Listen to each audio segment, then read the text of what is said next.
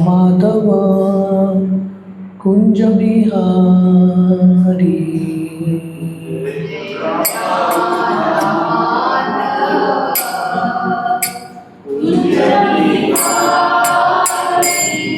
जय राधा माधव कुंज बिहारी।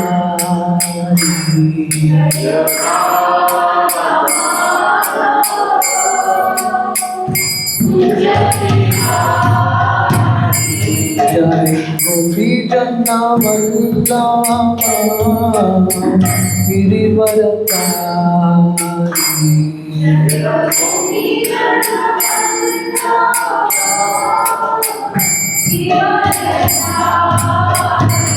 जय गोपी जन्ना वल्लभा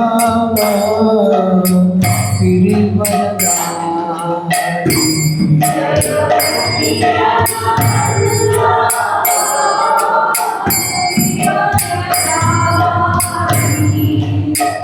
यशोदानंदन व्रज जनरंजन।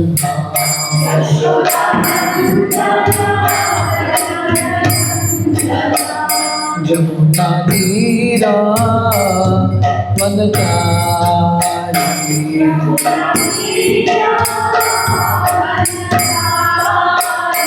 जमुना तीरा वनचारी।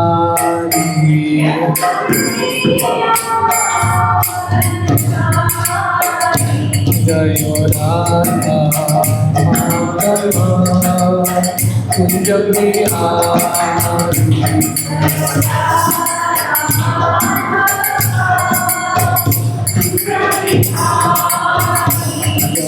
गोपी जन्ना वल्लभा गिरिवरधारी।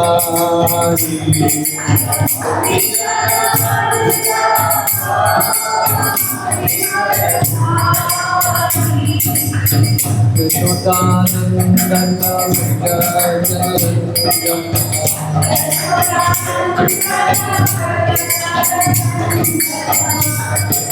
तीरा वनचारी।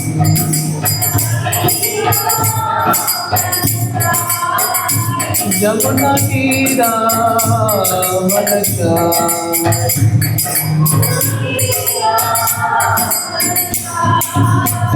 जय Radha Madhav Kunj Bihari.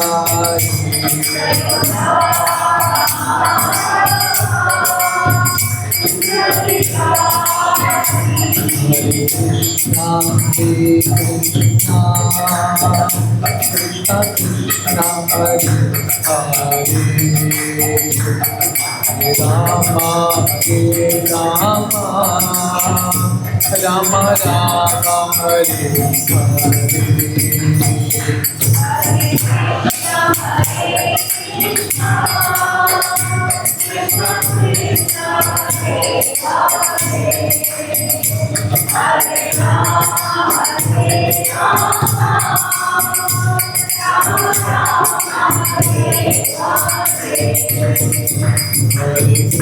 Hare Krishna Krishna Krishna Hare Hare, Hare Rama Rama Rama Hare Hare.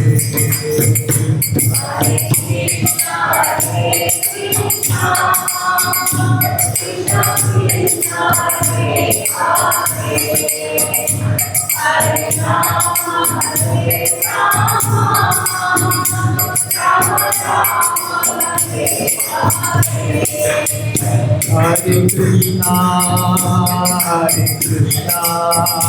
Krishna Krishna, Hare Hare, Hare Rama, Rama Rama, Hare Hare.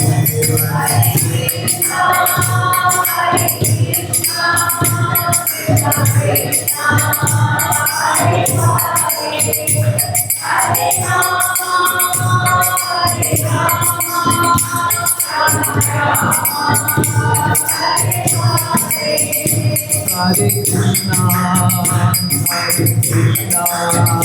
Krishna Krishna, Hare Hare, Hare Rama, Rama Rama, Hare Hare.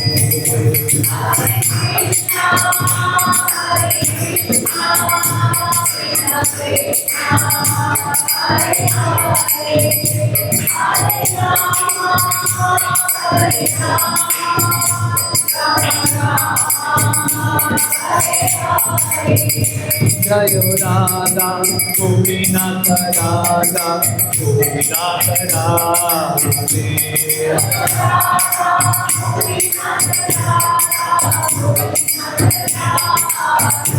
Jai Radhe, Jai Radhe, Jai Radhe, Jai Shri Radhe.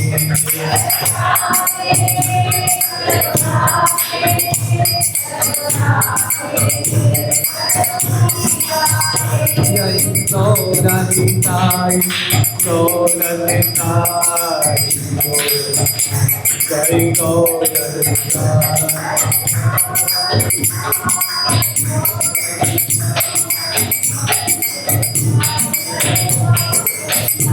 Jai Jai Prabhupada, Prabhupada, Prabhupada, Jai Prabhupada.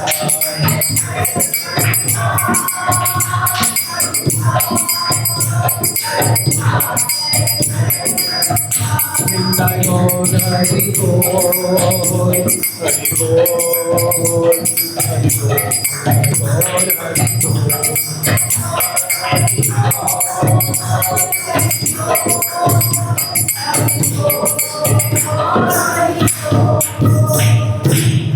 नाम संकीर्तन की जय। ओम नमो भगवते वासुदेवाय। ओम नमो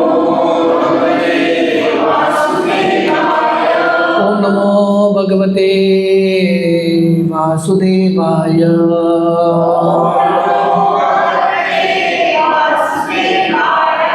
ओम नमो भगवते वासुदेवाय।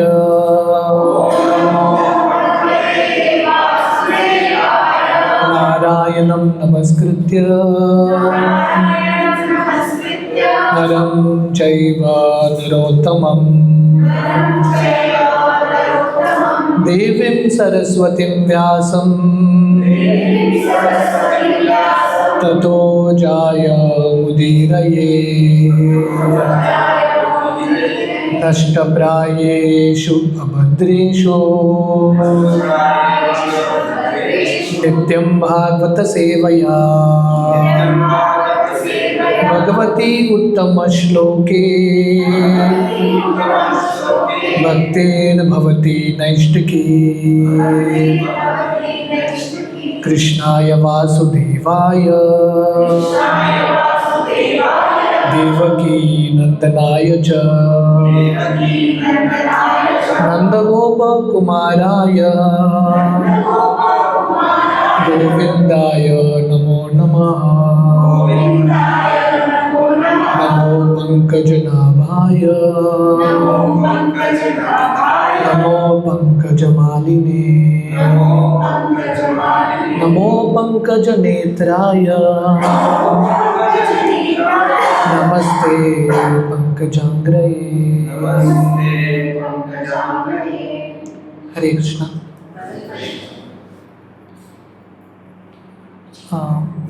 देवश्री के सब भक्तों का बहुत बहुत धन्यवाद। उन्होंने इतने प्रेम से और इतने उत्साह के साथ ये प्रोग्राम आयोजित किया और कीर्तन में भी आप इतने उत्साह से भाग ले रहे हैं, बहुत प्रेरणा मिल रहा है ये देख के।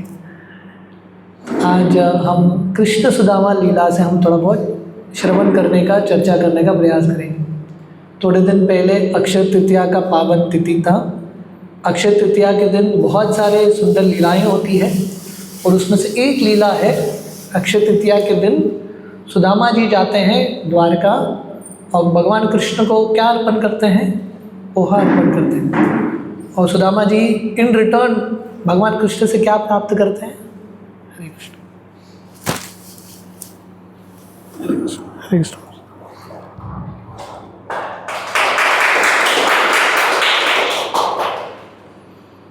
तो सुदामा जी द्वारका जाते हैं, भगवान कृष्ण को पोहा अर्पण करते हैं भक्ति से, और भगवान कृष्ण उनको अनगिनत अक्षय ऐश्वर्य प्रदान करते हैं। तो ये जो लीला है बहुत ही मधुर लीला है, बहुत ही सुंदर लीला है। भगवान कृष्ण भगवद गीता में बताते हैं, जन्म कर्म च मे दिव्यम एवं यो वेति तत्वतः त्यक्त्वा देहम पुनर्जन्म नैति मामेति स्वर्जुन। तो भगवान कृष्ण बताते हैं, अगर हम भगवान कृष्ण की लीलाओं के बारे में ध्यान से श्रवण करेंगे, कृष्ण की लीलाओं को समझने का प्रयास करेंगे तत्वतः, मतलब हमारे बुद्धि से जब हम कृष्ण लीला का श्रवण करते हैं, समझने का प्रयास करते हैं, भगवान कृष्ण आश्वासन देते हैं, प्रॉमिस करते हैं, हमको वापस या दुखालय दुनिया में आने की आवश्यकता नहीं है कि नहीं। तो ये दुनिया हम देख रहे हैं, कल हम गीता का पाठ कर रहे थे, गीता का 9वां अध्याय। भगवान कृष्ण बताते हैं, अनित्यम असुखम लोकम। ये दुनिया जो है टेम्पररी दुनिया है, और टेम्पररी दुनिया के साथ साथ, टेम्पररीनेस के साथ, ये दुनिया में बहुत सारे कष्ट हैं, lot of misery in this world. तो अगर हम ध्यान से भगवान कृष्ण की लीला का श्रवण करते हैं, तो भगवान कृष्ण का प्रॉमिस है, हमको ये दुखालय दुनिया में आने की आवश्यकता नहीं, हम भगवान के धाम जाएंगे, वैकुंठ गोलोक वृंदावन, जो हमारा असली घर है। तो ये कृष्ण सुदामा लीला भागवतम के 10वें स्कंद के 2 अध्यायों में ये लीला का वर्णन आता है। तो हम सब जानते हैं ये कृष्ण लीला का श्रवण कौन कर रहे हैं, परीक्षित महाराज कर रहे हैं, और कृष्ण लीला का वर्णन, ये कृष्ण सुदामा लीला का वर्णन शुकदेव गोस्वामी परीक्षित महाराज को कराते हैं। भागवतम में वर्णन आता है, परीक्षित महाराज का ये जो उदाहरण है हमारे लिए उत्कृष्ट उदाहरण है। परीक्षित महाराज पूरे दुनिया के राजा थे, पूरे भारतवर्ष के सम्राट थे, पर किसी कारणवश उनको श्राप मिलता है कि उनका 7 दिन में मृत्यु होने वाला है। परीक्षित महाराज इतने सिंसियर हैं, इतने प्रामाणिक हैं, और स्पिरिचुअल लाइफ में, आध्यात्मिक ज़िंदगी में इतने गंभीर हैं। वो शुकदेव गोस्वामी के पास आते हैं और बोलते हैं कि मुझे आपसे श्रवण करना है, और ख़ासकर मुझे जानना है जिस व्यक्ति का मृत्यु निकट है, ऐसे व्यक्ति को करना क्या है, मृत्यु के ऊपर विजय कैसे प्राप्त करे। परीक्षित महाराज शुकदेव गोस्वामी को प्रश्न करते हैं। इस दुनिया में कितने सारे लोग ऐसा प्रश्न करते हैं, कोई करता ही नहीं। लोग जीने के लिए जीते हैं, सिंपली लिविंग, हाँ सिर्फ जीते हैं। किसके लिए जी रहे हैं कुछ पता नहीं, जन्म क्या है, मृत्यु क्या है, नो आइडिया।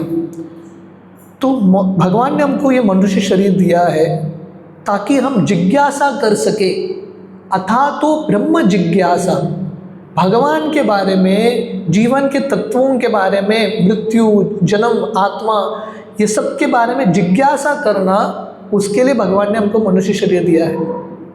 परीक्षित महाराज पूरी दुनिया के राजा हैं, उनके पास सब कुछ है, फिर भी उनका जो फोकस है भगवान के भक्ति में है, स्पिरिचुअल लाइफ में है।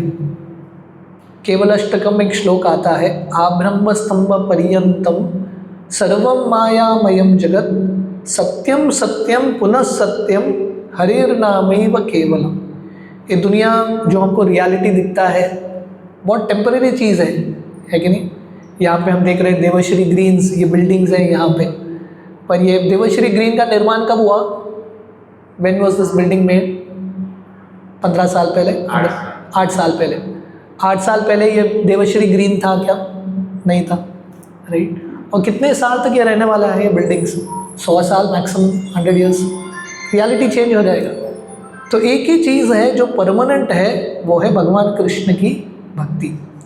इसलिए भगवान ने हमको ये मनुष्य शरीर दिया है ताकि हम परीक्षित महाराज की तरह ये सब प्रश्न पूछ सके, और ख़ासकर हम भगवान के बारे में श्रवण कर सके। और भगवान के बारे में जितना हम श्रवण करेंगे उतना हम ये दुनिया के परे भगवत धाम की ओर चले जाएंगे। परीक्षित महाराज ये कृष्ण सुदामा लीला के शुरुआत के अध्यायों में परीक्षित महाराज बताते हैं ये दुनिया में लोग इतना सुख के नाम पे, सुख प्राप्त करने के लिए दुनिया में लोग कितना संघर्ष करते हैं, कितना मेहनत करते हैं, और अल्टीमेटली लोगों को सुख भी ठीक तरह से नहीं मिलता। इतना मेहनत, इतना संघर्ष करना पड़ता है कि नहीं। खड़ी धूप में लोग मेहनत करते हैं, क्यों? क्योंकि अल्टीमेटली थोड़ा बहुत सुख की अनुभव होती है। पर परीक्षित महाराज बताते हैं अगर हमको शाश्वत आनंद का अनुभव करना है, एक अनंत सुख, आध्यात्मिक सुख जो आत्मा को स्पर्श करेगा, ये दुनिया का जो सुख है सिर्फ इंद्रियों को संतुष्ट करता है, just give some satisfaction to the senses, थोड़ा बहुत मन को संतुष्ट करता है। पर ये दुनिया का जो सुख है आत्मा को कभी संतुष्ट नहीं करता। तो परीक्षित महाराज बताते हैं अगर हमको अपने आत्मा को संतुष्ट करना है तो क्या करना है, इधर उधर भागने की ज़रूरत नहीं है। ये दुनिया में लोग सुख प्राप्त करने के लिए कहाँ कहाँ भागते हैं, मूवी देखने के लिए, इधर उधर, they keep running around. Parikshit Maharaj बताते हैं यहाँ वहाँ भागने की ज़रूरत नहीं। अगर हम ऐसे सत्संग में आएंगे और भगवान के बारे में श्रवण करेंगे, श्रवण करते करते हम अद्भुत सुख का अनुभव करेंगे। पैसा खर्च करने की भी आवश्यकता नहीं है। ये दुनिया में आपको कुछ एंजॉय करना है, पैसा तो लगता है कि नहीं। दारू का बॉटल खरीदना है, कुछ भी करना है, पैसा लगता है। पर ये जो सुख है, सुख भी नहीं है। दारू पी के कितने लोगों को सुख मिलता है, थोड़ा समय तक सुख मिलता है, बाद में व्यक्ति इतना पीड़ा में रहता है। पर सही आनंद जो है फ्री ऑफ कॉस्ट है। आओ सत्संग में बैठो और भगवान के बारे में श्रवण करो, ये परीक्षित महाराज का विश्वास है। तो परीक्षित महाराज ऐसे इंट्रोडक्शन के साथ सुखदेव गोस्वामी को बता रहे हैं उनको और कृष्ण कथा सुनना है। देखिए ये कृष्ण सुदामा लीला भागवतम के 10वें स्कंद के लगभग चैप्टर 79-80, 10वां स्कंद, मतलब अब तक 9 स्कंद, 9 कैंटोस परीक्षित महाराज सुखदेव गोस्वामी से सुन रहे हैं। 4-4.5 दिन हो गए, परीक्षित ने खाया नहीं, सोया नहीं, कुछ भी पिए नहीं, कुछ भी नहीं किए। 4.5 डेज परीक्षित महाराज सिर्फ भगवान के बारे में श्रवण कर रहे हैं। और इतना सुनने के बाद उनको इतना आनंद मिलता है, वो सुखदेव गोस्वामी को बोल रहे हैं आप और बताइए भगवान के बारे में, है कि नहीं। भगवान कृष्ण गीता में बताते हैं परम दृष्ट्वा निवर्तते। एक बार चस्का लग गया, टेस्ट लग गया भगवान के बारे में श्रवण करने का, व्यक्ति और करता रहता है। उसके मन में एक ही इच्छा उठता है, मुझे और श्रवण करना है, ये जो कथा है वो कभी समाप्त नहीं होना चाहिए। तो परीक्षित महाराज बोलते हैं सुखदेव गोस्वामी को आप विस्तार से कृष्ण लीला बताइए, मैं सब लीलाओं को ध्यान से सुनना चाहता हूँ। और परीक्षित महाराज बोलते हैं ये दुनिया में, जैसे मैं बता रहा था, हर व्यक्ति दुखी है। हम कहीं वर्णन कर रहे थे, ये दुनिया का समुद्र जो है, पानी कैसा है, सॉल्टी वाटर है, खारा पानी है। ये दुनिया का समुद्र खारा क्यों है, शास्त्र वर्णन करता है। ये दुनिया का समुद्र खारा है। और कौन सा चीज़ खारा है, हर एक व्यक्ति का जो अश्रु है ना, अश्रु भी खारा होता है। आप लोगों ने कभी अश्रु चखा है क्या? कभी ट्राई करना, है कि नहीं। हमारा अश्रु खारा है। तो शास्त्र वर्णन करते हैं ये दुनिया का समुद्र खारा क्यों है, पता है? क्योंकि ये दुनिया का समुद्र जो है लोगों के दुख के साथ बना है। That means this material world is an ocean of tears. ये दुनिया जो है समुद्र है अश्रु का। हर व्यक्ति का अपना दुख का कहानी है। आप किसी को जाके पूछो हाउ आर यू, वो बोलेगा आई एम फाइन, पर हृदय में उसको पता है आई एम नॉट फाइन, मेरा दुख है, मैं किसी के सामने बोल नहीं सकता, बस उतना ही है। हृदय में अंदर ही अंदर वो रोता ही रहता है।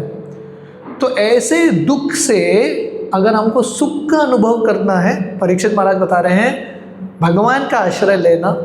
और भगवान का आश्रय लेने का सबसे सरल तरीका है भगवान के बारे में श्रवण करना, हियरिंग अबाउट कृष्णा। भक्ति के 9 विधा अंग है, पर सबसे महत्वपूर्ण अंग है भगवान के बारे में श्रवण करना। और परीक्षित महाराज बताते हैं देखिए भगवान ने हमको इंद्रिय दिए हैं, भगवान ने हमको कान दिए हैं, आँख दिए हैं, स्पर्श दिया है, जिह्वा दिया है। भगवान ने हमको ये सब इंद्रिय दिया है, मन दिया है, भगवान ने दिया है, फैक्ट्री में बन के थोड़ी ना आया है। भगवान ने प्रदान किया हमको ये इंद्रिय। हमको ये इंद्रियों का सेवा वापस भगवान की सेवा में अर्पण करना है। कानों के माध्यम से भगवान के बारे में श्रवण करना है, आंखों से भगवान के रूप का दर्शन करना है, जिह्वा से भगवान का प्रसाद चखना है कि नहीं? वो सब भक्तों को अच्छा लगता है प्रसाद। और जिह्वा का और एक कार्य है भगवान का गुणगान करना। भगवान ने हमको पैर दिया है, पैर के साथ क्या करना है? तीर्थ यात्रा में जाना, भगवान के मंदिर में जाना। भगवान ने हमको हाथ दिया है, भगवान का सेवा करना। अगर इस प्रकार हम बुद्धिमान हैं, हमारी इंद्रियों को भगवान के सेवा में अर्पण करेंगे, हमारा ज़िंदगी सफल होगा। राइट। आज जानु सप्तमी माना जाता है, आज गंगा पूजा का भी तिथि है। जब व्यक्ति गंगा में स्नान करने के लिए जाता है, गंगा का पूजा हम कैसे करते हैं? गंगा का पानी लेते हैं, प्रार्थना अर्पण करके गंगा को अर्पण करते हैं, क्योंकि गंगा इतनी महान है। हम गंगा को क्या दे सकते हैं? गंगा का ही पानी हम गंगा को अर्पण करते हैं, प्रेम के साथ, भक्ति के साथ, हमारे प्रार्थना के साथ। तो वैसे ही हमारे पास कुछ है क्या भगवान को देने के लिए? भगवान ने हमको सब दिया है, हम क्या भगवान को दे सकते हैं? भगवान ने दिया हुआ चीज़ जब हम भगवान की सेवा में प्रयोग करते हैं, उसको बोलते हैं भक्ति। वर्णन आता है, ऋषिकेन ऋषिकेश सेवनम भक्ति उच्यते। नारद मुनि बताते हैं भक्ति मतलब हमारी इंद्रियों को भगवान की सेवा, ऋषिकेश के सेवा में अर्पण करना। इस प्रकार परीक्षित महाराज, देखिए अब तक सुखदेव गोस्वामी ने कृष्ण लीला, कृष्ण सुदामा लीला शुरू भी नहीं किया, अब तक परीक्षित महाराज बोल रहे हैं।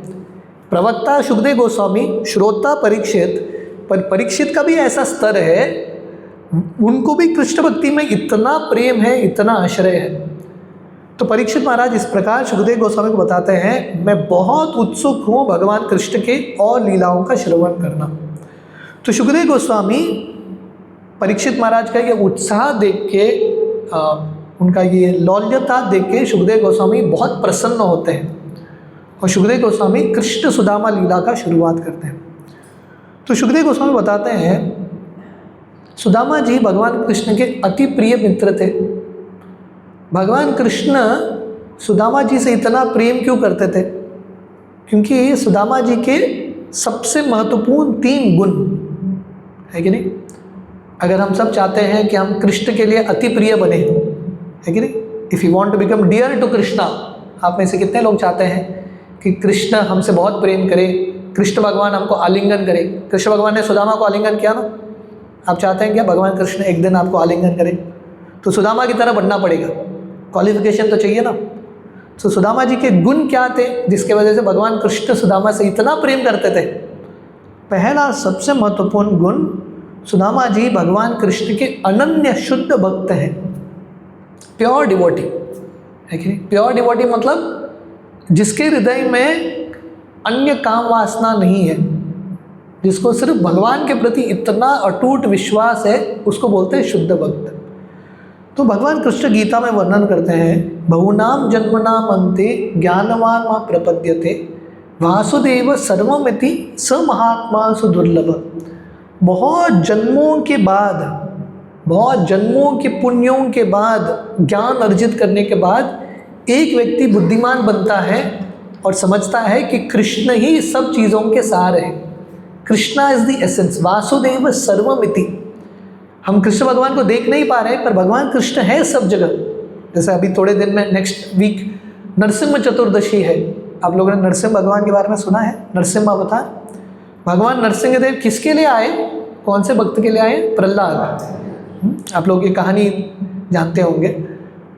प्रहलाद के पिताश्री हिरण्यकशिपु, प्रभुपाद लिखते हैं श्रीमान हिरण्यकशिपु, राक्षस था फिर भी थोड़ा रिस्पेक्टफुली बोलना है, श्रीमान हिरण्यकशिपु। उसने एक बार प्रहलाद को पूछा, प्रहलाद तेरे भगवान किधर हैं? प्रहलाद बोल रहे हैं सब जगह। क्यों? क्योंकि प्रहलाद ऐसे ही नहीं बोल रहे थे, प्रहलाद एक्चुअली भगवान को सब जगह देख रहे हैं। हिरण्यकशिपु भी वही चीज़ देख रहा था, प्रहलाद भी वही चीज़ देख रहे हैं, तो दोनों में फ़र्क क्या है? प्रहलाद हर चीज़ में कृष्ण को देख पा रहे हैं। तो अगर हम बहुत ही बुद्धिमान हैं, भगवान कृष्ण का स्पेशल अनुग्रह है हमारे ऊपर, हम देख पाएंगे कि सब कृष्ण का ही सृष्टि है, कृष्ण भगवान सर्वव्याप्त है। इसलिए ज्ञान का परिकाष्ठा है व्यक्ति भगवान कृष्ण का आश्रय लेता है।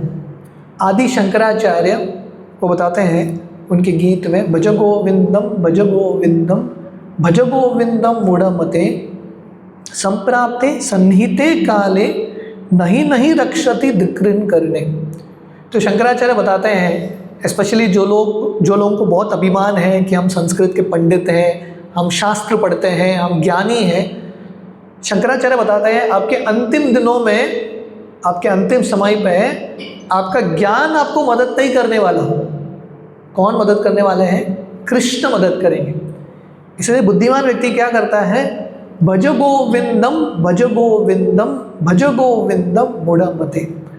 अगर फाइनली कृष्ण ही मदद करने वाले हैं तो हम पहले से ही कृष्ण का आश्रय लेते हैं। जैसे द्रौपदी का वस्त्रहरण हो रहा था, द्रौपदी ने इतना प्रयास किया अपने आप को बचाने के लिए, पर अल्टीमेटली द्रौपदी समझ गई कि बचाने वाले एक ही हैं, दैट इज कृष्ण।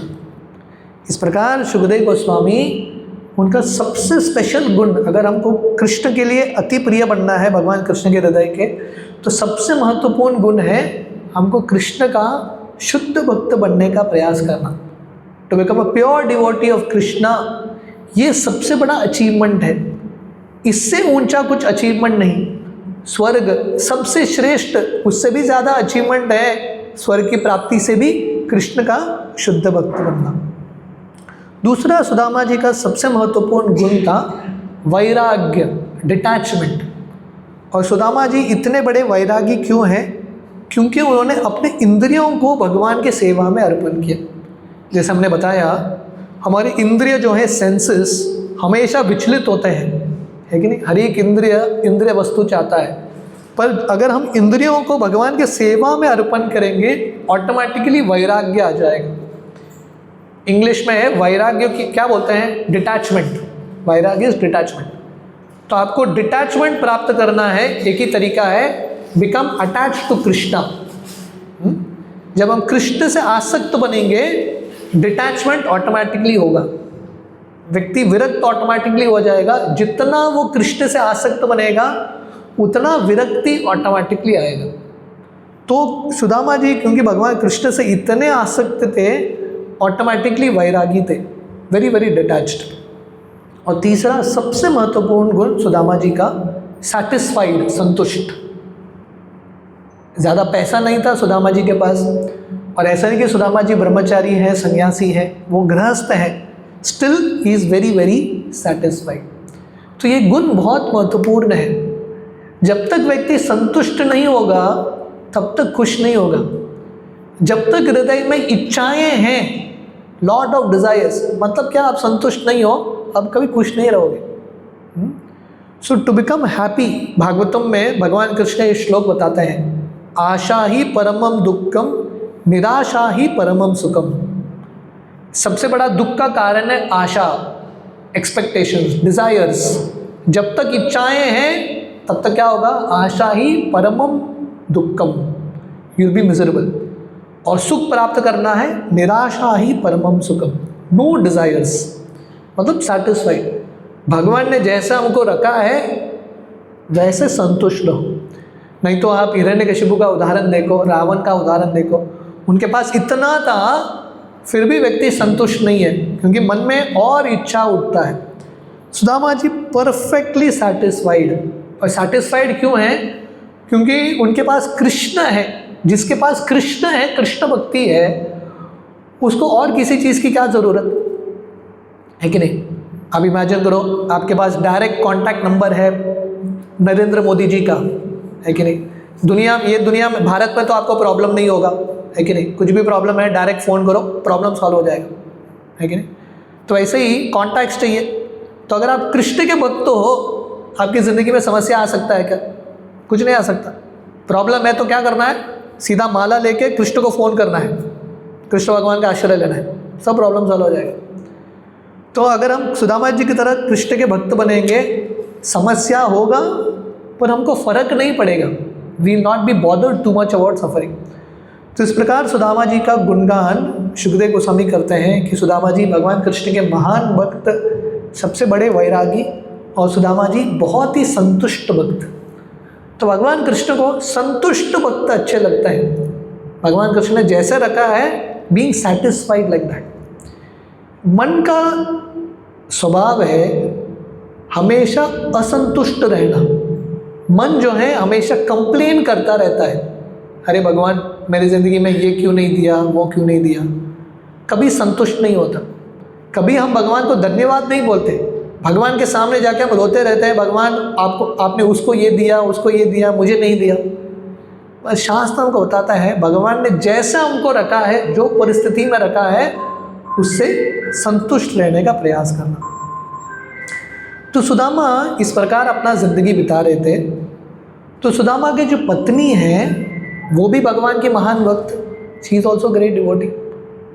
देखिए ये हमारा भारत का संस्कृति है।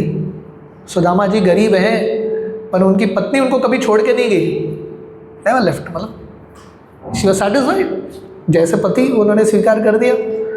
हम भगवान राम के चरित्र में देखते हैं, भगवान राम को 14 साल वन जाना पड़ा, सिर्फ राम को जाना पड़ा, सीता को नहीं।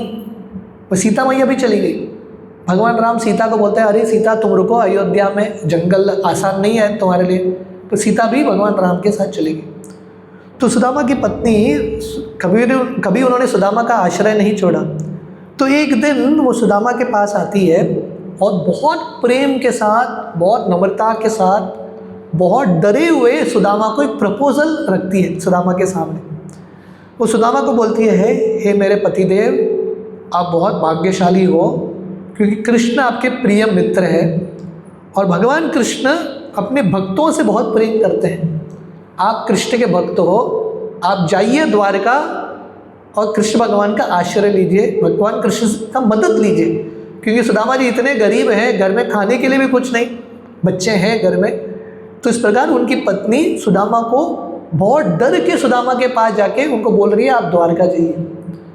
भागवतम वर्णन करता है सुदामा की पत्नी इतनी डरी हुई क्यों है, क्योंकि वो जानती है कि उनके पतिदेव सुदामा का एक प्रिंसिपल था, सिद्धांत, एक प्रिंसिपल क्या था, वो भगवान से कुछ मांगने वाले नहीं है। This is a pure devotee. शुद्ध भक्त जो है कठिनाई में भी हैं पर भगवान से अपने लिए कुछ मांगते नहीं हैं। उनका मन में यही भाव रहता है कि हम भगवान का सेवा कैसे करें, भगवान से सेवा नहीं लेते। तो इसलिए वो डर डर के सुदामा के पास जाती है और बोलती है कि आप कृष्ण के भक्त हो, आप जाइए भगवान कृष्ण के पास। तो सुदामा जी अपने पत्नी को बोलते हैं, मैं तो कृष्ण का भक्त नहीं हूँ, क्योंकि कोई भी कृष्ण का भक्त जो है अपने आप को भक्त नहीं मानते। भक्त का सबसे महत्वपूर्ण गुण है नम्रता, ह्यूमिलिटी। कोई भी महान भक्त जो है अपने आप को भक्त मानते ही नहीं है। तो सुदामा जी बोलते हैं, मैं तो कृष्ण का भक्त नहीं हूँ। तो उनकी पत्नी बोलती है, ठीक है, अगर आप अपने आप को भक्त भी नहीं मानते, एटलीस्ट आपने कृष्ण का आश्रय लिया है, you have taken shelter of Krishna. और भगवान कृष्ण, हम कल ही ये श्लोक पढ़ रहे थे 9.34-35, 9वां अध्याय भगवद गीता में बताते हैं, कौन्तेय प्रतिजानीहि न मे भक्त प्रणश्यति। भगवान कृष्ण अर्जुन को बोलते हैं, अर्जुन तुम घोषणा करो, मेरे भक्तों का नाश नहीं होगा, मेरे भक्तों का ख्याल रखना मेरा रिस्पॉन्सिबिलिटी है। तो सुदामा की पत्नी बोलती है, अगर आप अपने आप को भक्त भी नहीं मानते, एटलीस्ट आपने कृष्ण का आश्रय लिया है, डेफिनेटली भगवान कृष्ण अपने आश्रित भक्तों की रक्षा करते हैं। हम ये रामायण का श्लोक श्रवण कर रहे थे कल। भगवान राम जब विभीषण आते हैं राम का आश्रय लेने के लिए, आप लोग ये कहानी जानते हैं, विभीषण किसका भाई था? रावण का भाई। तो वो रावण को छोड़ के भगवान राम के पास आते हैं रामेश्वरम में, और भगवान राम को बोलते हैं मुझे अभी पार्टी चेंज करना है, रावण पार्टी से राम पार्टी में आना है। तो भगवान राम बंदरों को पूछते हैं इसको ले कि नहीं। तो अलग अलग बंदर अलग अलग ओपिनियन देते हैं। तो लोग बोलते हैं रावण का भाई है, इस पे विश्वास नहीं करना, क्योंकि वही खून बहता है राक्षस कुल का। पर भगवान राम बोलते हैं सकृदेव प्रपन्नोयस्तवास्मीति याचते अभयम सर्वदा तस्मै ददामि यत्तद् व्रतं मम। भगवान राम बोलते हैं ये मेरा व्रत है, और भगवान राम जो व्रत लेते हैं ना पक्का पालन करते हैं। भगवान राम ने एक पत्नी व्रत लिया, जिंदगी भर पालन किया। शूर्पणखा आई भगवान राम को बोलने के लिए मेरे साथ विवाह करो, भगवान राम बोले नहीं।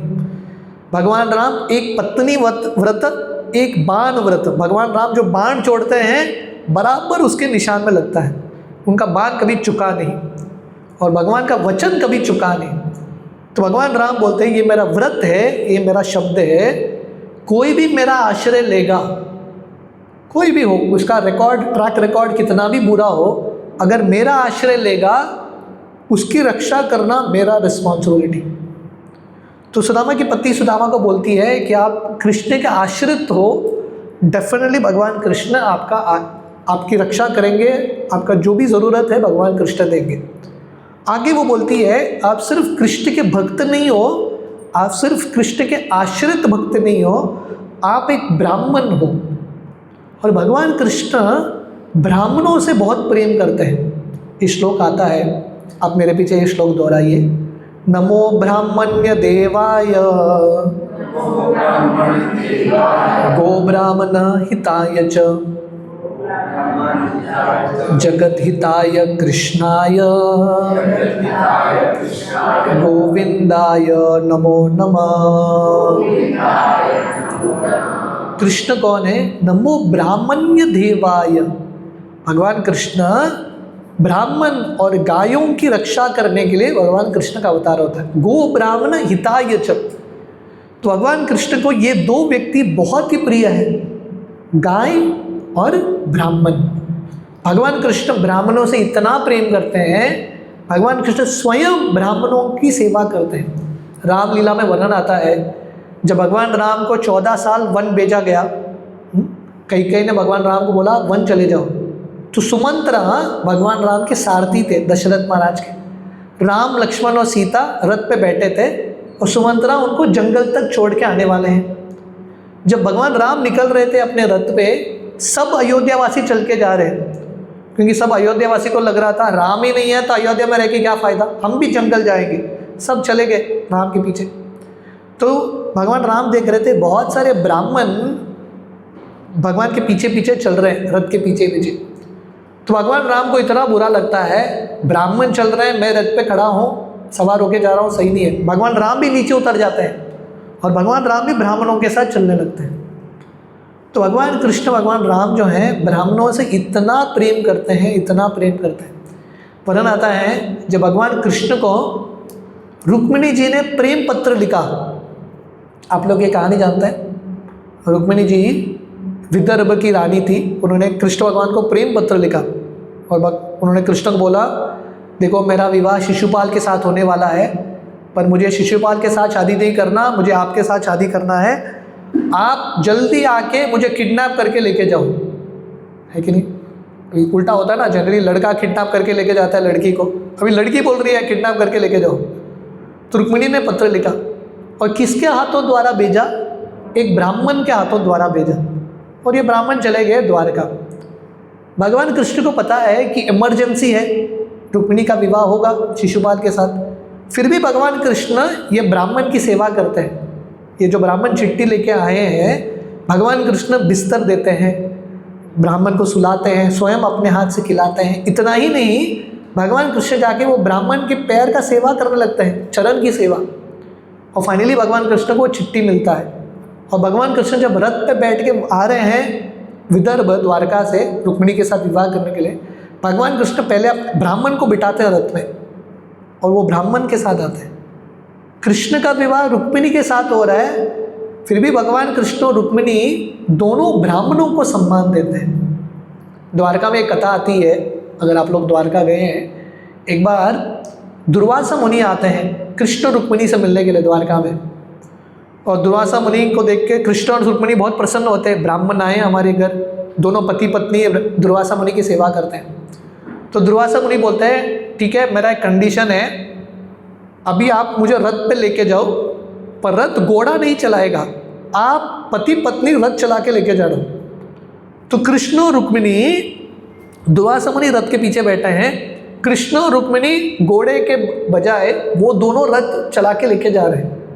तो भगवान कृष्ण को इतना प्रेम है ब्राह्मणों के प्रति, इसलिए सुदामा जी की पत्नी बोलती है आप ब्राह्मण हो, आप भक्त हो और आप ब्राह्मण भी हो, भगवान कृष्ण डेफिनेटली ब्राह्मणों की सम्मान करते हैं। इस प्रकार वो सुदामा जी को अलग अलग तरीके से इंस्पायर प्रेरणा देने का प्रयास कर रही है कि आप जाइए द्वारका। तो सुदामा बोल रहे हैं कि मैं कृष्ण भगवान के पास जाके कैसे मैं भौतिक चीज़ मांग सकूं। सुदामा की पत्नी का लॉजिक क्या था, आप कृष्ण भगवान को जाके बोलो कुछ पैसे की ज़रूरत है घर में, क्योंकि कृष्ण तो द्वारकाधीश। सुदामा जी बोल रहे हैं मैं कृष्ण भगवान के साथ कैसे मांगूं, क्योंकि अगर कृष्ण और मैं दोस्त हूँ, हम दोनों फ्रेंड्स हैं, मैं कृष्ण भगवान के पास जाके कुछ मांगूंगा मेरे लिए, तो मैं क्या बन जाऊंगा, मैं व्यापारी बन जाऊंगा, मैं बिजनेसमैन बन जाऊंगा। मैं भक्त हूँ, मैं बिजनेसमैन नहीं हूँ। लोग जाते हैं भगवान के पास, किसके लिए जाते हैं लोग, तिरुपति बालाजी हो, कहीं पे भी हो, लोग भगवान के मंदिर में क्यों जाते हैं, भगवान से कुछ मांगने के लिए जाते हैं, बड़ा लिस्ट लेके जाते हैं भगवान के पास। तो सुदामा जी बोल रहे हैं भक्त का लक्षण क्या है, वो भगवान के साथ बिजनेस नहीं करते। भगवान आप मुझे एग्जाम में पास करा दो, मैं आपके सामने 10 नारियल फोड़ूंगा। बिजनेस करने के लिए हम नहीं आए हैं भगवान के पास, हम व्यापारी नहीं हैं, हम भक्त हैं। तो भक्त का कर्तव्य है बिजनेस नहीं करना। Hare Krishna, Hare Krishna. So we are not a businessman. तो सुदामा की पत्नी सुदामा जी को बोलती है कि आप कृष्ण भगवान के पास जाके कुछ मांगेंगे भी नहीं, आप जाके भगवान कृष्ण के पास खड़े हो जाओ, भगवान कृष्ण समझ जाएंगे आपको क्या ज़रूरत है। और फाइनली वो बोलती है सबसे महत्वपूर्ण कारण क्यों कृष्ण भगवान आपको जो भी आपका इच्छा है कृष्ण पूरा करेंगे, क्योंकि कृष्ण आपके परम मित्र हैं। Krishna is your best friend. तो हम ये कहानी जानते हैं, सुदामा जी उनका जो कुटिया था कृष्ण की कृपा से इतना बड़ा महल बन जाता है। ये पूरा जो ट्रांसफॉर्मेशन है उनकी ज़िंदगी का कैसा होता है, क्योंकि उन्होंने कृष्ण भगवान को अपना प्रियतम दोस्त बनाया, वेल विशर, सुहृद बनाया। तो हम सबकी ज़िंदगी में अगर हम सुदामा जी की तरह कृष्ण भगवान के साथ संबंध बनाएंगे, कनेक्शन बनाएंगे। आज का दुनिया कनेक्शन का दुनिया है कि नहीं। आप कितने कनेक्टेड हो इंटरनेट में, लोगों के साथ, फेसबुक में, यो कनेक्शन। तो अगर हम कृष्ण के साथ दोस्ती बनाएंगे, कनेक्शन बनाएंगे, हमारा ज़िंदगी परफेक्ट हो जाएगा, our life will be perfect. Krishna Sudama लीला का बेसिक ये सार यही है कि अगर हम बुद्धिमान हैं, we'll make friendship and relation with Krishna. ये दुनिया के संबंध, ये दुनिया के दोस्ती सही समय पर मदद नहीं करने वाला। It's not gonna help us. एक ही व्यक्ति जो हमको मदद करने वाले हैं, एक ही व्यक्ति जो हमारी इटर्नल फ्रेंड हैं, हु इज दैट? कृष्णा। मैं अक्सर बताता हूँ, मैं जब अपने स्कूल डेज में था ना, 1st to 5th स्टैंडर्ड में एक स्कूल में पढ़ रहा था, उस समय मुझे याद है मेरे एक बेस्ट फ्रेंड थे। स्कूल डेज में होता है बेस्ट फ्रेंड।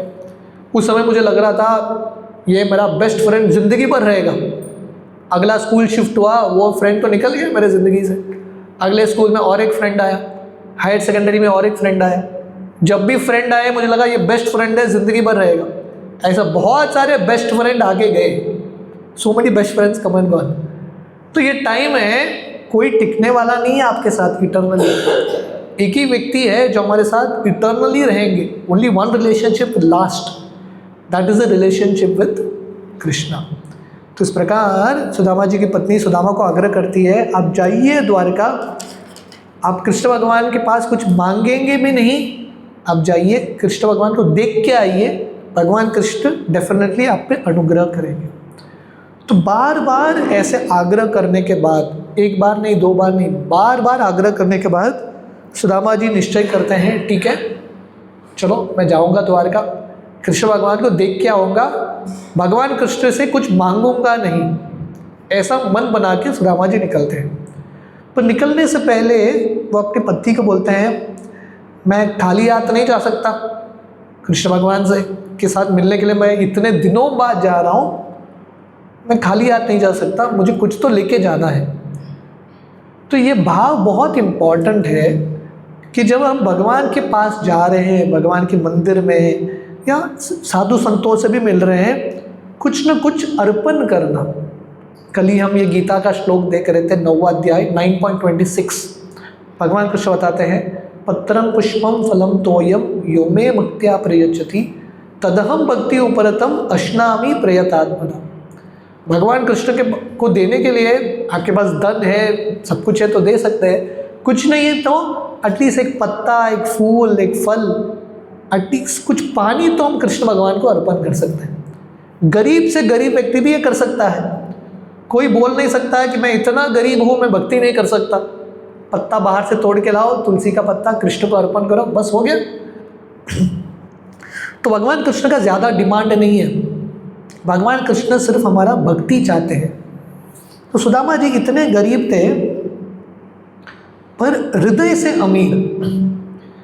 व्यक्ति के पास रिसोर्सेस होगा कि नहीं, देने का क्षमता होगा कि नहीं, हृदय में तो अमीरी होना चाहिए। हृदय से तो व्यक्ति देने का इच्छा होना चाहिए। कृष्ण लीला में वर्णन आता है भगवान कृष्ण का जन्म कहाँ पे हुआ? जेल में हुआ, है कि नहीं। कृष्ण के माता पिता कौन थे? वसुदेव देवकी। जब कृष्ण का जन्म होता है जेल में, अभी बच्चे ने जन्म लिया, कृष्ण भगवान ने जन्म लिया, वसुदेव जी इतने खुश हैं, वो दान देना चाहते हैं, पर अभी जेल में बंदे हैं, उनके पास कुछ है ही नहीं, पर मन ही मन वो ब्राह्मणों को गाय दान देते हैं, मन ही मन देते हैं। तो कहने का अर्थ है कि आप फिजिकली आपके पास धनराशि नहीं है, रिसोर्सेस नहीं है, एटलीस्ट हृदय से देने का भाव तो होना चाहिए। At least one should have an heart to give. हृदय से व्यक्ति अमीर होना चाहिए। तो सुदामा जी एक्सटर्नली गरीब पर इंटरनली हृदय से बहुत अमीर। अमीर का डेफिनेशन कितना बैंक बैलेंस है उसे पता नहीं चलता। अमीर का डेफिनेशन क्या है? जितना व्यक्ति दान देता है या दान देने का भाव रखता है उतना अमीर है कि नहीं। मैं अक्सर ये जोक बताता हूँ। एक व्यक्ति वो भगवान के पास गया और भगवान से प्रार्थना करने लगा, भगवान मुझे एक ऐसा ज़िंदगी दे दो जहाँ पे मैं सिर्फ लेता ही रहूँ, देने का नौबत ना आए, मुझे सिर्फ लेना है। दूसरा व्यक्ति भगवान से प्रार्थना करने लगता है, भगवान मुझे ऐसा ज़िंदगी देना जहाँ पे मैं सिर्फ देता ही रहूँ, मुझे लेना नहीं है, मुझे सिर्फ देना है। तो पहला व्यक्ति भिखारी बन गया। उसने प्रार्थना क्या किया भगवान से, मुझे सिर्फ लेना है, देना नहीं है, तो भिखारी बन गया। दूसरा व्यक्ति जिसने प्रार्थना किया भगवान मुझे देना है बहुत, वो बहुत अमीर बन गया, क्योंकि देने के लिए पैसे की ज़रूरत है ना, भगवान ने उसको अमीर बना दिया। सुदामा जी अमीर बने हैं कि नहीं। द्वारका के से आने के बाद उनका कुटिया बहुत बड़ा महल बन गया। अमीर क्यों बने? क्योंकि उनका ज़िंदगी शुरू होता है देने के भाव, द मूड टू गिव। ये बहुत इम्पॉर्टेंट है। जितना व्यक्ति का हृदय बड़ा है, देने का इच्छा रखता है भगवान को, उतना नेचुरली भगवान उस पर कृपा करते हैं। तो सुदामा जी इतने गरीब है, घर में देने लायक कुछ भी नहीं। हमारे घर में कुछ तो है भगवान को देने लायक, सुदामा जी इतने गरीब है, घर में देने लायक भी कुछ नहीं। फिर भी उन्होंने डिटर्मिनेशन नहीं छोड़ा, उनका निश्चय नहीं छोड़ा। आजू बाजू अड़ोस पड़ोस से कुछ भिक्षा मांगा, पोहा इकट्ठा किया, सुदामा की पत्नी ने एक पोतली में बांध के सुदामा जी को दे दिया। और सुदामा जी बहुत आनंद के साथ, बहुत उत्साह के साथ पोरबंदर से निकलते हैं द्वारका की ओर, चलते हुए जा रहे हैं और कंटिन्यूसली कृष्ण के स्मरण में है कि नहीं। उनकी ज़िंदगी में समस्या है, पर वो समस्या के बारे में चिंतन नहीं कर रहे हैं, वो कृष्ण के बारे में चिंतन कर रहे हैं। He is Krishna conscious. दुनिया में कभी, हमारी ज़िंदगी में कभी ऐसा परिस्थिति नहीं आने वाला है जहाँ पे प्रॉब्लम ज़ीरो होगा, वो कभी नहीं होगा।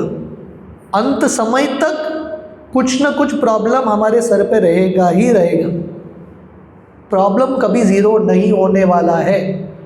प्रॉब्लम के बीचों बीच कृष्ण का स्मरण करना सीखना पड़ेगा।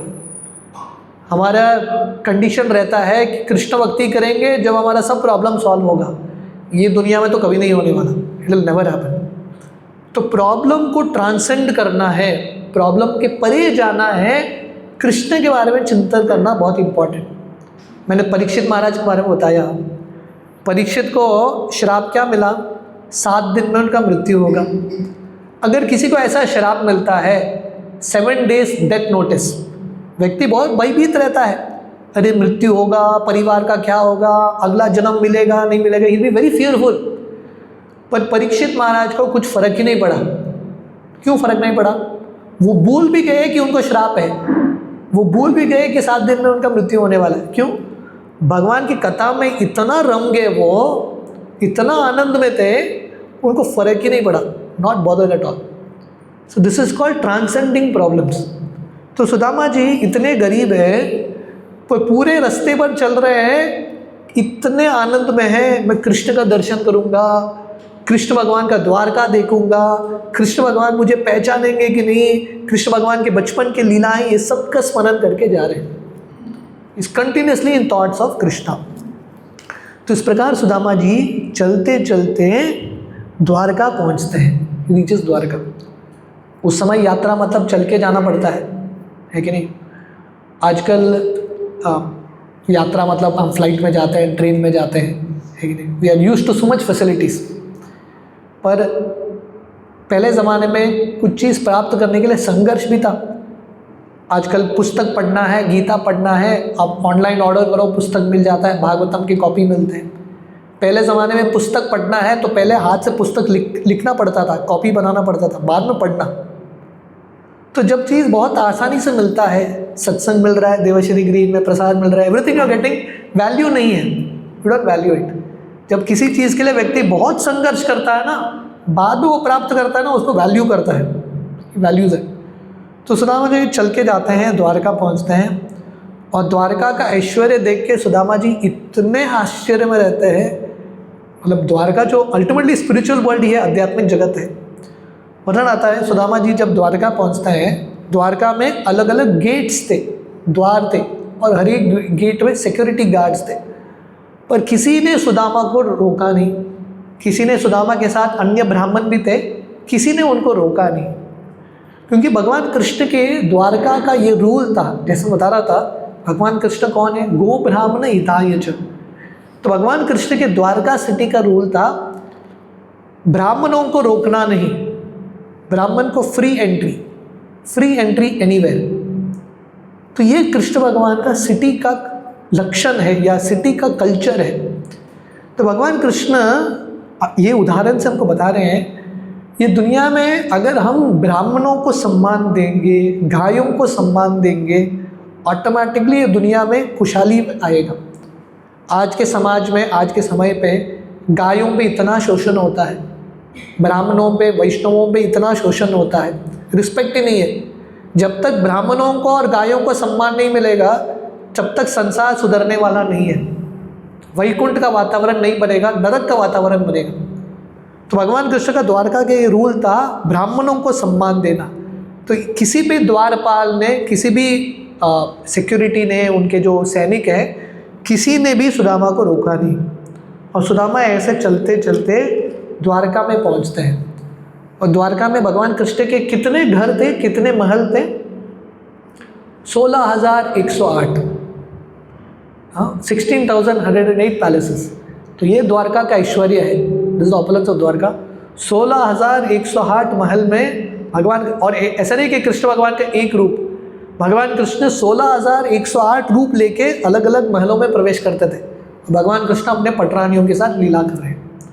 तो सुदामा जी एक महल में प्रवेश करते हैं, और ये किसका महल था? ये रुक्मिणी जी का महल था। और जो प्रवेश करते हैं, कृष्ण भगवान रुक्मिणी जी के साथ अंदर अपने बेडरूम में बैठे थे। भगवान कृष्ण जब सुदामा जी को देखते हैं, भगवान कृष्ण दौड़ के आते हैं सुदामा से मिलने के लिए, सुदामा को आलिंगन करने के लिए। कृष्ण और सुदामा बचपन में साथ में थे, सांदीपनी मुनि के गुरुकुल में कृष्ण और सुदामा साथ में पढ़ रहे थे। इतने सालों बाद दोनों मिल रहे हैं। और ऐसा नहीं कि उस समय 5,000 साल पहले फेसबुक था, व्हाट्सएप था। ऐसा नहीं कि कृष्ण और सुदामा एक दूसरे का स्टेटस चेक कर रहे हैं। ऐसा नहीं कि यू नो लेटेस्ट अपडेट्स दे रहे हैं, कैसे दिखते हैं, नथिंग लाइक दैट। अभी इतने सालों बाद मिल रहे हैं, दोनों का तो रूप तो चेंज हो गया है, फिर भी भगवान कृष्ण ने सुदामा जी को पहचान लिया। Still Krishna recognise Sudama. क्यों? क्योंकि जैसे सुदामा निरंतर कृष्ण भगवान का स्मरण कर रहे हैं अपने हृदय में, वैसे ही भगवान कृष्ण भी द्वारका में बैठ के सुदामा का स्मरण कर रहे हैं।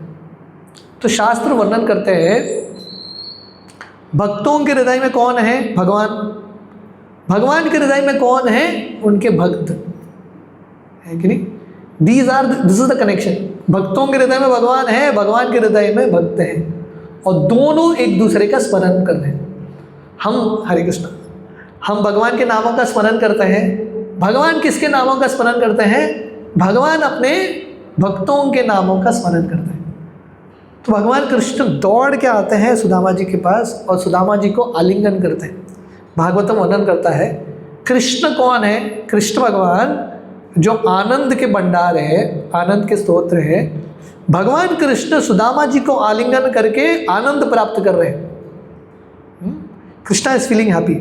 और भगवान कृष्ण सुदामा जी को लेके जाते हैं, अपने हाथों से पकड़ के लेके जाते हैं अंदर, और भगवान कृष्ण सुदामा जी को अपने बिस्तर पे बिठाते हैं।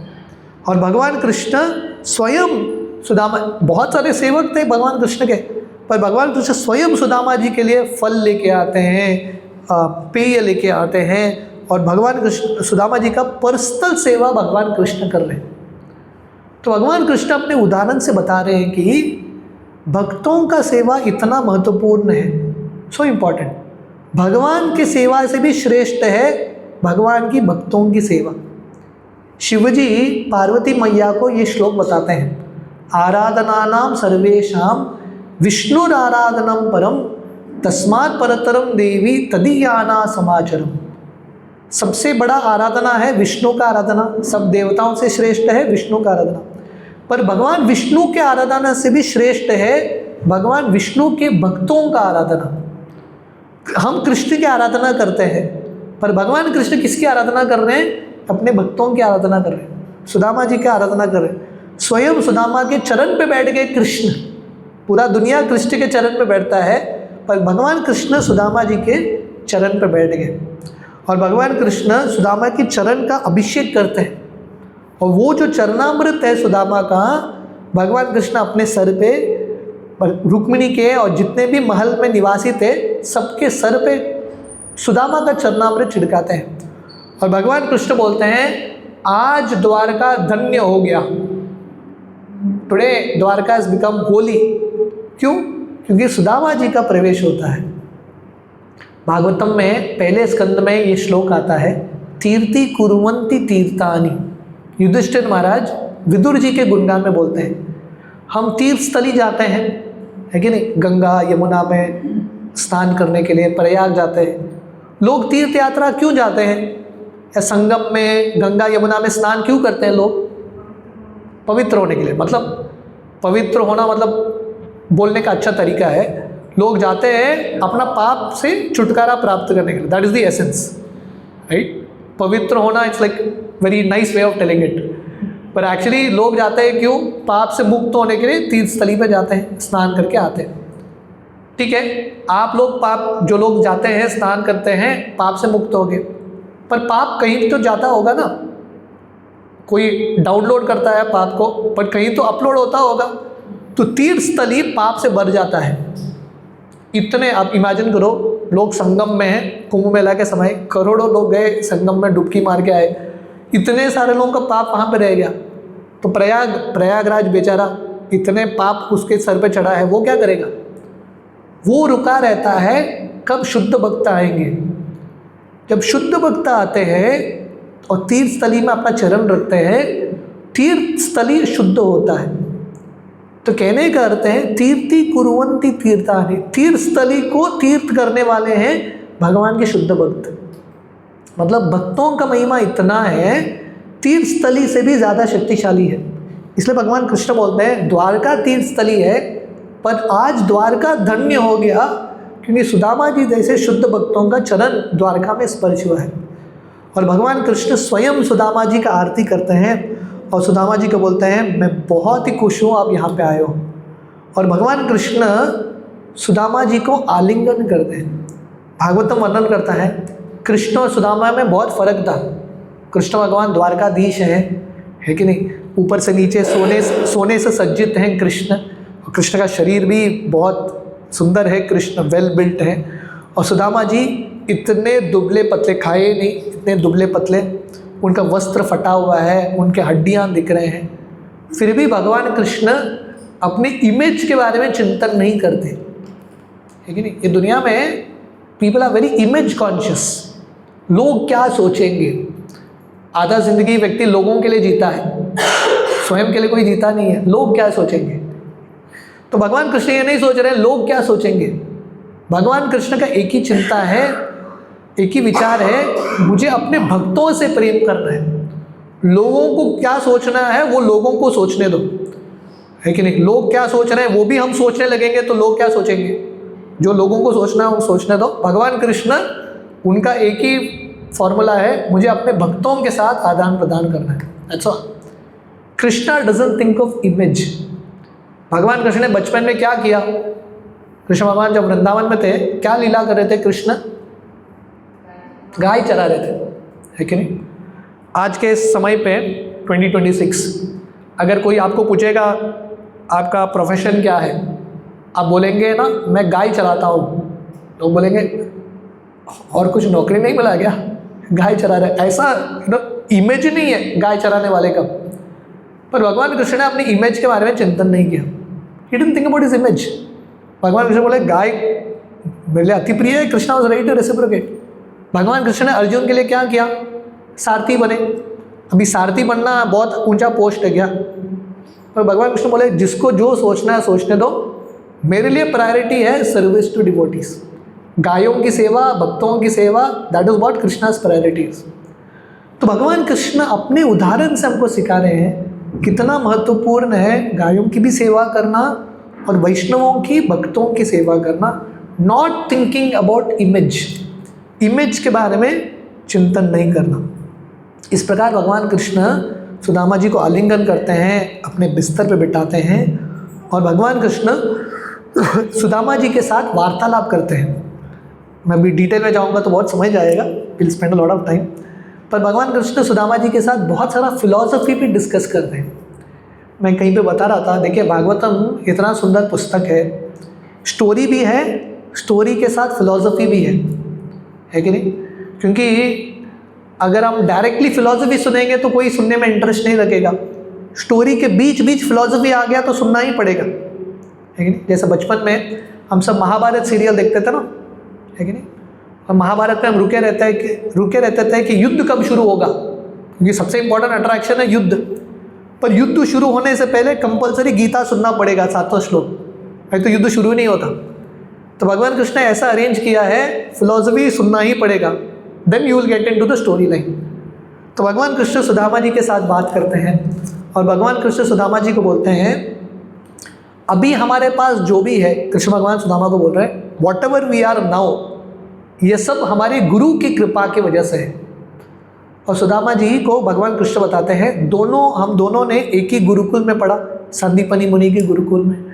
और क्योंकि हमने अपने गुरु की सेवा की, गुरु से हमने शिक्षण प्राप्त किया, इसलिए हम बुद्धिमान हैं, जो भी हम परिस्थिति में हैं गुरु की कृपा की वजह से। और इस प्रकार भगवान कृष्ण बताते हैं कि कैसे हर मनुष्य को गुरु का आश्रय लेना है।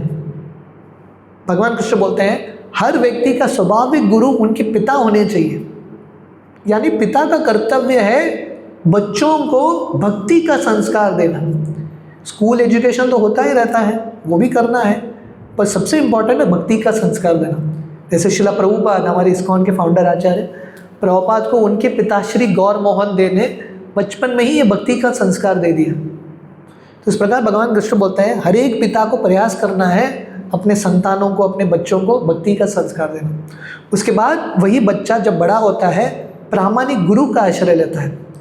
तो भगवान कृष्ण ये सिद्धांत बता रहे हैं कि एवरीवन नीड्स टू एक्सेप्ट गुरु। और गुरु का कार्य क्या है?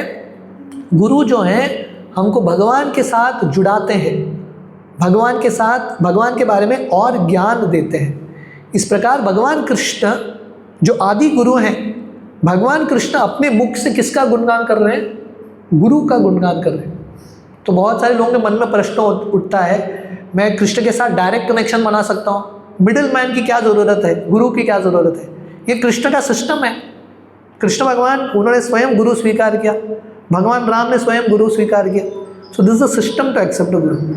उसके बाद भगवान कृष्ण सुदामा जी को बोलते हैं हर व्यक्ति का जो जिंदगी है 4 भागों में विभाजित होता है, ब्रह्मचर्य, गृहस्थ, वानप्रस्थ, संन्यास।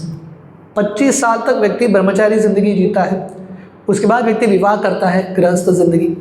पर क्योंकि 25 साल तक उसका ब्रह्मचारी ट्रेनिंग अच्छे से हुआ है, और ब्रह्मचारी ट्रेनिंग का अर्थ क्या है, जब बच्चे गुरुकुल जाते थे हमारे वैदिक संस्कृति में, बच्चों को क्या सिखाया जाता था गुरुकुल में? उनको सिखाया जाता था ये भौतिक दुनिया से आसक्त नहीं रहना, हमारा आसक्ति भगवान के साथ बना के रखना, बचपन से ही सिखाया जाता था। ऐसा ब्रह्मचारी जब प्रॉपर शास्त्रों का शिक्षण प्राप्त करता है, वैराग्य प्राप्त करता है, सरल जिंदगी जीने का प्रयास करता है, गुरु का सेवा करता है, ऐसा ब्रह्मचारी जब गृहस्थ बनता है आसक्त नहीं बनता। गृहस्थ जिंदगी में भी थोड़ा विरक्ति उसके हृदय में रहता ही है। और उसके बाद 50 साल का हो गया, वानप्रस्थ, रिटायर हो जाता है पति पत्नी, एंड देन फाइनली संन्यास लेके व्यक्ति भगवत धाम चला जाता है। तो भगवान कृष्ण बता रहे हैं हमारा मनुष्य जिंदगी हमको ऐसा प्लानिंग करना है जैसे जिसकी वजह से हम अंत में कृष्ण का स्मरण करके हम भगवत धाम जा पाए। भगवान कृष्ण गीता के 8वें अध्याय में बताते हैं, अंतकाली च मामेव स्मरण मुक्त्वा कलेवरम। At the final moment we have to think of Krishna, और वो स्मरण करने के लिए जिंदगी भर प्रैक्टिस करना। So that is how we should plan life. इस प्रकार भगवान कृष्ण सुदामा जी को बहुत सुंदर उपदेश या सुदामा जी के साथ चर्चा करते हैं। देखिए, कृष्ण और सुदामा फ्रेंड्स हैं, दोनों दोस्त हैं ना।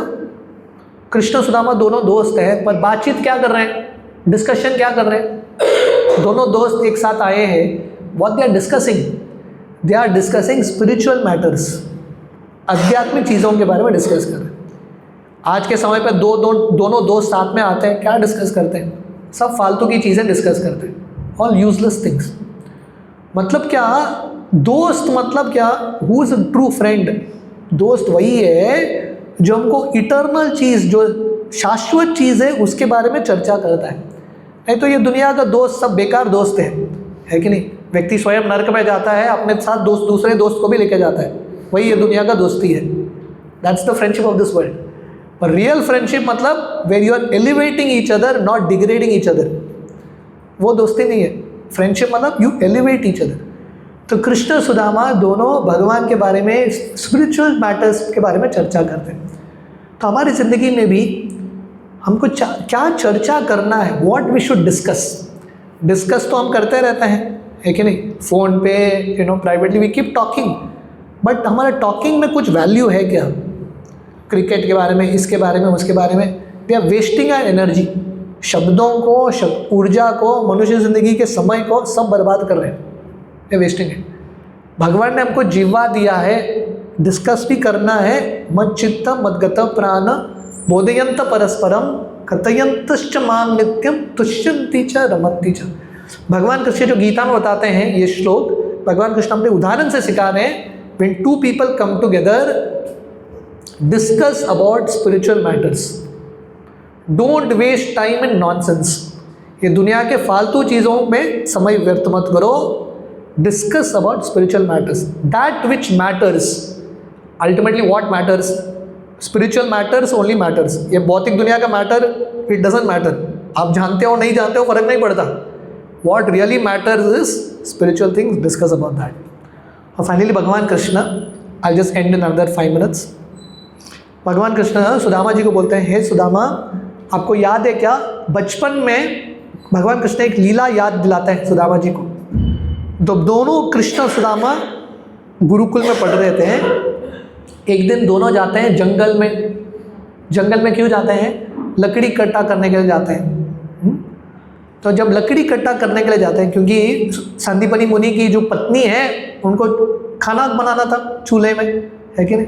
तो लकड़ी इकट्ठा करने के लिए बच्चे जाते हैं। तो ये गुरुकुल सिस्टम है। बच्चों को सिर्फ एजुकेशन नहीं मिलता, एजुकेशन के साथ बच्चों को डिसिप्लिन, मीनियल सर्विस भी मिलता है। क्यों? क्योंकि ये दुनिया में आप एजुकेशन प्राप्त करोगे बट ह्यूमिलिटी नहीं है, कल्चर नहीं है, एटीट्यूड नहीं है, घमंड आता है। दुनिया में आप देखेंगे बहुत सारे एजुकेटेड लोग, वेरी एरोगेंट पीपल, बहुत घमंडी लोग होते हैं। पर जब पहले से उन लोगों को शिक्षण मिलता है बच्चों को गुरु का नम्र सेवा करना। कृष्ण साक्षात भगवान क्या कर रहे हैं? जाके लकड़ी काट रहे हैं गुरु के लिए, गुरु की पत्नी के लिए लकड़ी काट रहे हैं। Krishna is doing this. और भगवान कृष्ण नहीं बोल रहे अरे मुझे क्यों बोला, आप नहीं जानते मैं कौन हूँ। Everyone would do this, this is part of education. आज के समय पे आप करके दिखाओ तो चाइल्ड अब्यूज हो जाएगा, will be a case of child abuse. So things are, situations have change so much in today's times. तो कृष्ण सुदामा जाते हैं और उसी दिन आंधी तूफान आता है, इतना तूफान, इतना आंधी, धूल उड़ता है, पानी इतना नदी की तरफ बहने लगता है और दोनों बच्चे अभी जंगल में फंसे हैं। सांदीपनि मुनि जा नहीं पा रहे हैं, दोनों बच्चे हैं वहाँ पे। पर सुदामा जी को भगवान कृष्ण बता रहे हैं उस कठिन परिस्थिति में कृष्ण और सुदामा एक दूसरे का हाथ नहीं छोड़ते, एक दूसरे का हाथ पकड़े हैं और दूसरे हाथ में गुरु के लिए जो लकड़ी इकट्ठा किया था, गुरु का सेवा, वो भी पकड़े हैं। जिंदगी में कठिन परिस्थितियां तो आने वाले हैं। जब जिंदगी में कठिन परिस्थितियां आते हैं हम दो चीज़ छोड़ देते हैं, हमारा संबंध छोड़ देते हैं, क्योंकि हर व्यक्ति सेल्फिश होता है, अपने आप को बचाने के लिए संबंध छोड़ देता है, और दूसरा भगवान और गुरु का सेवा पहला ही छूट जाता है कि नहीं। जिंदगी में कुछ समस्या आ गया, पहला चीज़ भगवान में विश्वास निकल जाता है। पर कृष्ण और सुदामा दोनों बच्चे, पर दोनों ने एक दूसरे का संगति भी नहीं छोड़ा, एक दूसरे का कनेक्शन, संबंध नहीं तोड़ा, और साथ ही साथ गुरु का सेवा भी बहुत स्ट्रांगली पकड़ के रखा। तो ये बहुत इंपॉर्टेंट है। जब सांदीपनि मुनि आते हैं अगले दिन सुबह, रात बीत गया वहाँ पे, अगले दिन सुबह आते हैं, सांदीपनि मुनि जब इन दोनों बच्चों को देखते हैं इतने खुश होते हैं, इतने खुश होते हैं, क्योंकि सांदीपनि मुनि बोलते हैं ये दुनिया में व्यक्ति इतना स्वार्थी है, पहले अपने आप को बचाने के लिए सब कुछ छोड़ देता है, पर आप दोनों ने गुरु का सेवा नहीं छोड़ा, आप लोगों ने प्रायोरिटी दिया भगवान को, गुरु को। मेरा आशीर्वाद है, सांदीपनि मुनि कृष्ण भगवान को आशीर्वाद दे रहे हैं, कृष्ण सुदामा को, मेरा आशीर्वाद है जो भी आप लोगों ने गुरुकुल में पढ़ा आपको आजीवन स्मरण रहेगा, और मेरे आशीर्वाद से आप लोग जिंदगी में सफल बनेंगे, you will become successful in life. तो ये बहुत महत्वपूर्ण है। हम सबकी ज़िंदगी में हम किसको प्रायोरिटी देते हैं, हु इज़ आवर प्रायोरिटी, हमारा प्रायोरिटी कौन है। खासकर कठिन परिस्थिति में, डिफ़िकल्ट सिचुएशंस, हमारे प्रायोरिटी कौन है। कृष्ण भगवान और सुदामा जी बता रहे अपने उदाहरण से, who should be our priority, service to Krishna and service to guru should be first priority. जो व्यक्ति भगवान के सेवा और गुरु के सेवा को, साधुओं के सेवा को प्रायोरिटी रखता है, उसका ज़िंदगी sorted, his life is perfect. तो भगवान कृष्ण इस प्रकार सुदामा जी को बोल रहे हैं, क्योंकि वो कठिन परिस्थिति में हम एक दूसरे के साथ थे, हमारा संबंध और स्ट्रांग बना है। जब दो भक्त कुछ सेवा करते हैं भगवान की साथ में, तो कनेक्शन और स्ट्रांग बनता है। फाइनली भगवान कृष्ण सुदामा जी को बोलते हैं, सुदामा जी आप कुछ ना कुछ लेके आए होंगे मेरे लिए। सुदामा जी लेके गए थे पोहा कृष्ण भगवान को देने के लिए, पर द्वारका का ऐश्वर्य देख के सुदामा जी को बहुत शर्म आता है। द्वारका में इतना ऐश्वर्य है, मैं कृष्ण को ये तुच्छ पोहा कैसे दूँ। उनको इतना शर्म आता है, वो निकालते ही नहीं है, हिम्मत ही नहीं आता उनको निकाल के देने के लिए।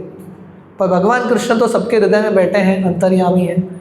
भगवान कृष्ण समझ गए कि सुदामा इतने नम्र हैं, देने वाले नहीं हैं, तो भगवान कृष्ण छीन के वो पोहा खा लेते हैं।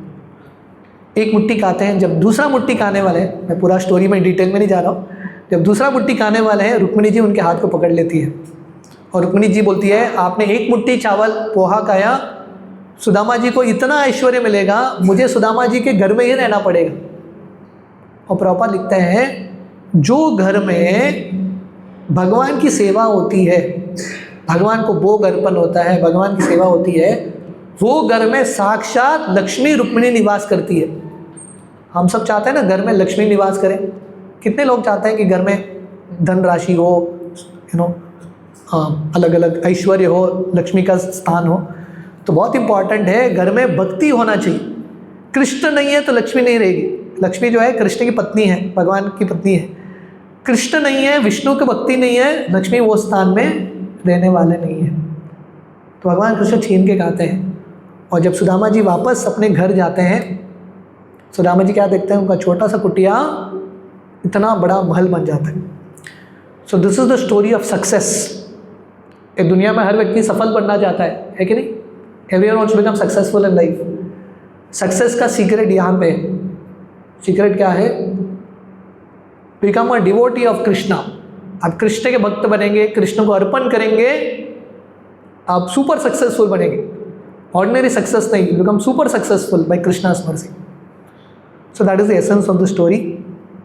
तो मेरा प्रार्थना है, विनती है कि आप सब लोग प्रयास कीजिए कि कृष्ण भगवान को प्राधान्य स्थान देने के लिए, गिव प्रायोरिटी टू कृष्णा। अगर हम भगवान को प्रायोरिटी देंगे, भगवान हमको प्रायोरिटी देंगे। Krishna will make us a priority in his life. अगर हमारे लिस्ट में कृष्ण लास्ट है, भगवान की लिस्ट में हम लास्ट होंगे। If you want be first in Krishna's list, in our list Krishna has to be first. तो thank you very much. Hare Krishna. Srila Prabhupada की जय। किसी का कुछ प्रश्न है? Anyone has any questions, any comments?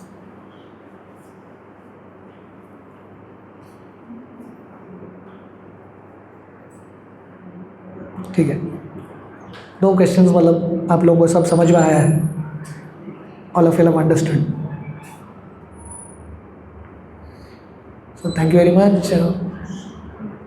Thanks to Sunita माता जी, वैभव प्रभु, मृदुला माता ji, and all the wonderful devotees of Devshree Greens for organising this programme. Hare Krishna.